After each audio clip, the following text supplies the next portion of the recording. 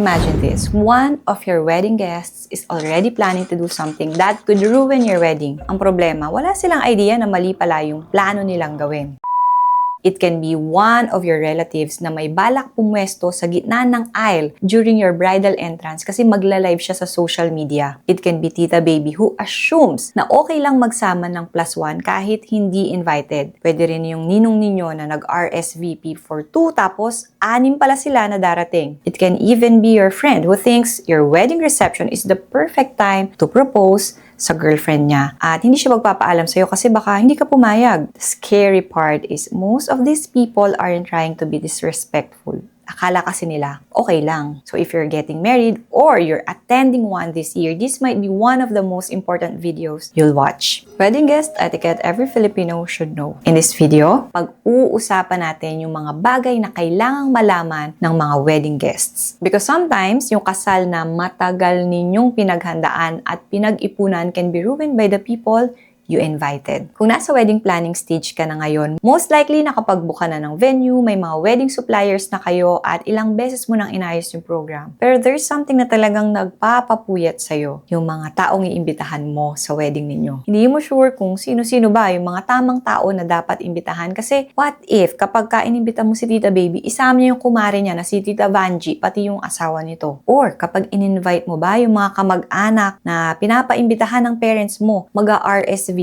ba sila? Susunod ba sila sa dress code? Pati si Mayor, bigyan mo raw ng chance na mag-speech sa kasal ninyo. Pero how can you make sure na about sa wedding yung sasabihin niya at hindi siya mangangampanya? Yung mga kaklase mo nung college, paano mo sasabihan na adult only yung kasal na gusto mo? Yung solemn at wala sana mga batang nagtatakbuhan, nagiiyakan, nagtatantrums during the ceremony. How can you make them follow the dress code? At ang pinaka-frustrating sa lahat, andun yung feeling na parang wala kang karapatang magsalita. Kasi kapag nag-set ka ng boundaries, ikaw na agad yung maarte, bridezilla, or OA. Pero sa totoo lang, hindi naman pagiging maarte na gusto mong maayos at organized ang wedding day ninyo. Hindi naman yan unreasonable request. Basic wedding etiquette lang yan. Pinaghirapan, pinag-ipunan, at pinagplanuhan ninyo yung araw na ito. At hindi naman siguro sobrang laki ng hinihingi mo kung gusto mo sana ay irespeto man lang nila yung araw na minsan lang mangyayari sa buhay ninyo. By the way, I'm Camille Fornella, founder of The Budgetarian Bride. Hands-on ako sa wedding planning namin back in 2019.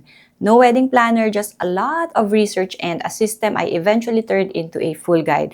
So if you want a realistic and practical wedding tips, you're going to enjoy this video. Sis, this is something you need to know. Kapag may wedding guests kayo who completely disregard wedding etiquette, hindi lang yan nakakainis, but they can actually ruin the entire wedding experience for you. Yung guest na bigla na lang pupwesto sa harapan ng photographer at videographer mo habang bridal entrance sa simbahan, that shot or video clip is gone. Kapag may bisitang biglang nag-propose sa kalagitnaan ng wedding reception ninyo, nasi-shift yung buong energy ng crowd from the bride and groom papunta sa kanila. Sa mismong araw na dapat sana ay tungkol sa inyong dalawa. Yung uninvited +1, ibig sabihin may upuan yan na inoccupy kaya may possibility na may ibang bisita na naagawan ng upuan. Imagine the experience of that guest. Nag-confirm siya on time. Nag-ayos siya kasi a-attend siya sa kasal. Pero pagdating niya, may ibang tao na nakaupo sa seat na nakalaan para sa kanya. And that will be that guest's impression sa kasal ninyo. Kahit hindi mo naman kasalanan. On a 300 to 500k budget, every single detail was paid for intentionally. Every seat at the table was paid for. Lahat yan may price tag. RSVP. Let's talk about RSVP. RSVP stands for Répondez s'il vous plaît. It's French for please respond. Pero dito sa Pilipinas, hindi yan pinapansin.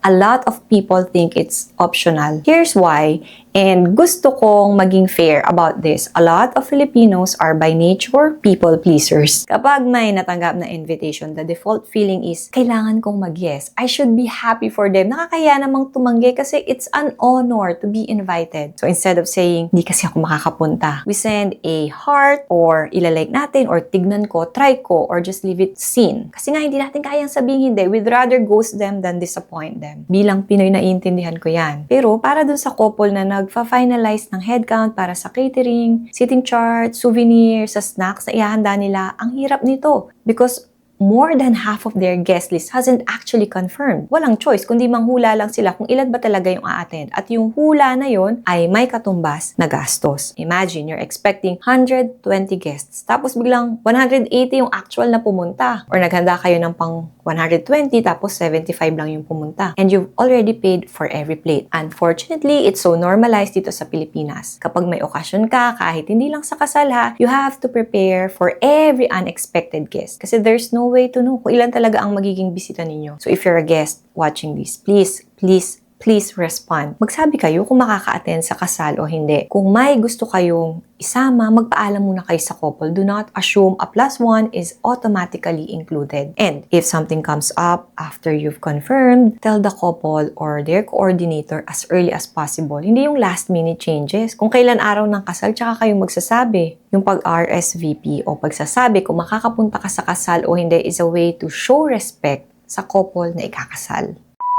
Dress code, being on time, and uninvited guests. The invitation contains all the information na kailangan mong malaman bilang bisita. Kailangan mo lang itong basahin. So, sa dress code, nakalagay naman doon kung formal or semi-formal. May mga sample pa nga ng kulay yan na naka-indicate kung anong kulay ang kailangan suotin. If it's formal or semi-formal celebration, please naman, walang magsusuot ng shorts, tsinelas, o kaya crop top. At kung hindi naman nakalagay na guests are encouraged to wear all white, please lang, huwag ka nang magsuot ng kulay puti na dress. White dress is commonly reserved para kay bride. This is not your day to look like the bride. Sa wedding ceremony naman, please arrive at least 10 to 15 minutes before the ceremony starts. Maganda sana kung nandun ka na bago pa pumasok yung mga abay, pati na sina bride at groom, para hindi mo kailangan tumawid sa aisle, lalo na during the bridal entrance. Yung bridal entrance niya, alam mo ba, wala pang 5 minutes yun. Bigay na natin yun kay bride. Let her have this moment. Huwag na sanang maging next viral person sa social media kasi umiksena ka during bridal entrance. Kalagay rin sa wedding invitation kung ilang seats ang nakahanda para sa'yo. Usually, parang ganito yung wordings dyan. We reserve 2 seats for you. Meaning, 2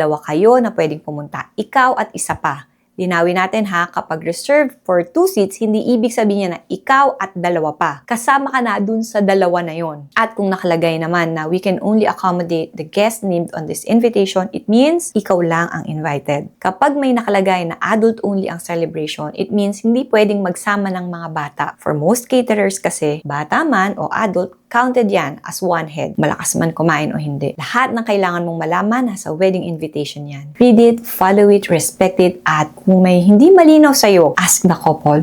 Do not assume. Do not make it about you. If there's one thing na pinaka gusto kong tumatak sa mga wedding guests na nanonood ng video na ito, it's this. Huwag kayong magpo-propose, walang pregnancy reveal, walang business announcement, o huwag kayong gagawa ng kahit na anong life milestone announcement sa kasal ng ibang tao nang walang paalam. Now, bago may mag-comment ng paano kung pumayag naman yung couple? Then, that's perfectly fine. Kung nagpaalam ka at sinabi nilang yes, wala tayong problema dyan. Their wedding, their rules. Pero, kung hindi naman sila pumayag or sinabi nila na hindi sila komportable to do it, respetuhin mo naman. At para dun sa mga nag-iisip na mag-surprise announcement pa rin nang hindi na lang magpapaalam sa couple kasi nga baka tumanggi sila, please don't do it. Kasi yung wedding reception program nila, pinagplanuhan yan. Bawat minuto may oras para sa entrance, speeches, games, first dance, at cake cutting. Lalo na yung pagbubukas ng buffet table, kailangan on time yan. Lahat nakaplano. Lahat ng suppliers, lalo na yung host, coordinator, photographer, videographer, at lights and sound, sumusunod yan sa timeline. Kapag bigla kang lumuhod at naglabas ng singsing ng walang paalam, anong gagawin ni host? Ititigil niya ba yung program? Paano si lights and sounds? Nag-expect ka ba na i-spotlight ka nila? I-reschedule na lang ba yung ibang activities? Lahat sila mapipilitang mag-improvise dahil sa desisyon ng isang tao. At ito pa, yung isang aspect na hindi naiisip ng karamihan. Yung wedding suppliers, hindi naman unlimited ang oras niyan. Binabayaran ang serbisyo nila per hour. Yung iba nga, bawat 30 minutes ang additional charge nila. So, kung dahil sa surprise mo ay humaba yung program, Sino yung magbabayad sa overtime fee ng suppliers at ng venue? Babayaran mo ba? Usually, sina bride at groom ang sinisingil dyan. Sila ang magbabayad para sa moment na wala naman sa plano nila. Saka isipin mo rin, months, minsan years yung ginugugol ng couple para sa wedding nila. Kung alam mo lang kung paano silang nagtipid, nag-adjust, nagpuyat, nag-compromise para lang mabuo yung araw na ito. Diba? Deserve naman nilang maging bida or main character sa wedding day nila. Hindi sila selfish. Deserve nilang maging bida sa araw ng kasal nila. At habang nandito na rin tayo, pag-usapan na rin natin yung paggamit ng cellphone during the ceremony. Sana iwasan natin. Lalo na kung nasa loob tayo ng church. Paki-silent. Kung magpipicture, sana i-off yung flash. Hindi mo naman kailangan maging photographer sa araw na yan. You are a wedding guest. Usually naman may professional photo and video team yung mga ikinakasal. Eat and run. Kung a-attend ka ng wedding, hindi naman kainan agad yan. May wedding ceremony at reception program pa yan. Yung wedding ceremony, around 2 hours yan. Kasama na yung photo ops. Then sa reception, around 2 hours din yung half ng program bago yung kainan. So kung alam mo sa sarili mo na mabilis kang magutom, please, kumain ka muna bago pumunta sa kasal. Hindi magpapagutom ka tapos magrereklamo ka na ang tagal-tagal buksan ng buffet area. At pagkatapos mong kumain, wag naman sana tayong maging eat and run. Yung tipong pagkatapos mong kumain ng desserts, naghahanap ka na ng exit o kaya nagsha-sharon ka na. I hope you finish the program. Another reminder, please don't take home the centerpieces, the decorations, vases, or kahit na anong decorations na nakita ninyo sa wedding venue. Maliban na lang kung mismong couple or si coordinator yung nagsabi na pwede nyong iuwi yan. Kasi marami sa mga decorations sa wedding, nirentahan lang. Yes, binayaran ng couple yan, pero rental. Isa sa uli yan after the wedding. Kung may masira o mawala sa mga yan, the couple will definitely pay for it. So, if you're a bride watching this at may naisip ka ng padalhan ng video na ito,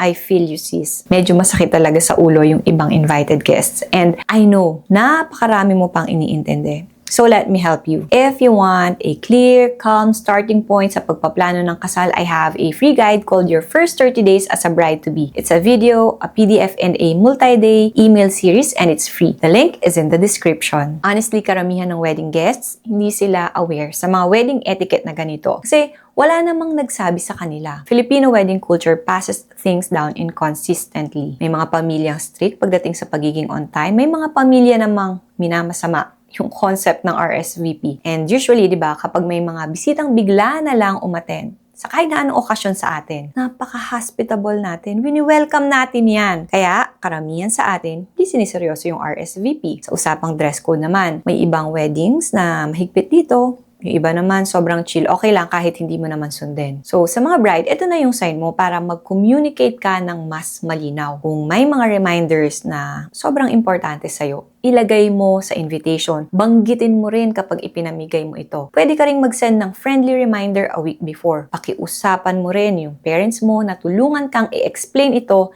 sa mga kapatid nila. Kasi minsan mas natatanggap ng mga tito at tita kung galing sa kapwa nila tito o tita yung explanation. I think good wedding guests are not born, they are informed. Quick recap para sa mga wedding guests na nanonood nito. RSVP on time and honor it. Sumunod sa dress code, arrive on time, at huwag tayo magsasama ng uninvited guests. Also, don't make the wedding about you. No surprise proposals, no personal announcements, huwag magsusot ng kulay puti unless ito yung motive nila. Kumain muna bago umattend ng kasal. Stay until the end of the program at leave the centerpieces where you found them. The couple planned for months. The least we can do is show up on time and behave. Sa mga brides, feel free to put this video in a QR code on your invitation. Imagine, pag ka ng guests mo, bigla itong magpi-play. You're welcome. If you're the bride and you want the whole wedding planning system, not just the wedding etiquette part, but everything from supplier bookings to budget tracking to wedding timeline, the wedding planning ebook is your next step. Wedding planning for the clueless bride-to-be walks you through the full process from day one of planning all the way to the wedding day. Hindi ka na ma-overwhelm. Hindi ka na manghuhula sa mga kailangan mong gawin. Wala kang mamimiss na detalye. We have a step-by-step system in Taglish that actually makes sense. The most loved bonus that comes with it is the budget tracker. Favorite yan ng mga brides kasi natatrack na nila lahat ng expenses nila. You also get the RSVP tracker, the ultimate wedding checklist, and things to ask your suppliers. All of that for only 1,620